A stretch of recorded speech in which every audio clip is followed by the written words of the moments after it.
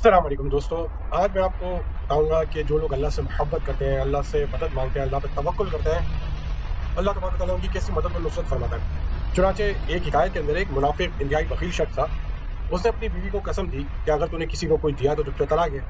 ایک دن ایک سائل اس کے گھر کی طرف آ نکلا اور اس نے اللہ کے نام پہ سوال کیا۔ عورت نے اسے 3 روٹیاں دے دیں اور وہ چل پڑا۔ کچھ ہی دور چلا تھا کہ اس بخیل شخص سے راستے میں ملاقات ہوئی۔ اس نے تجسس سے پوچھا تجھے یہ روٹیاں کس نے دی؟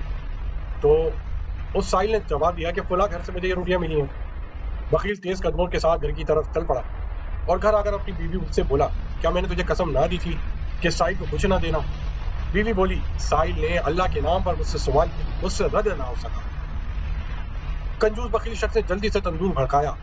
جب تندور سرخ ہو گیا تو بیوی سے کہا، اٹھ اللہ کے نام پر تندور میں داخل ہو جا۔ عورت کھڑی ہو گئی اور اپنے زیورات لے کر تندور کی طرف چل پڑی۔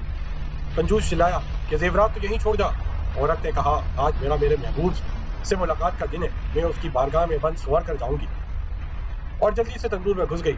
اس بدبخت نے تندور کو بند کر دیا۔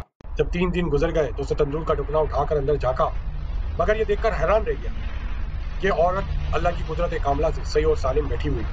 آتی ہوئی غیبی نے آواز دی، کیا تجھے علم نہیں کہ آگ ہمارے دوستوں کو نہیں جلاتی؟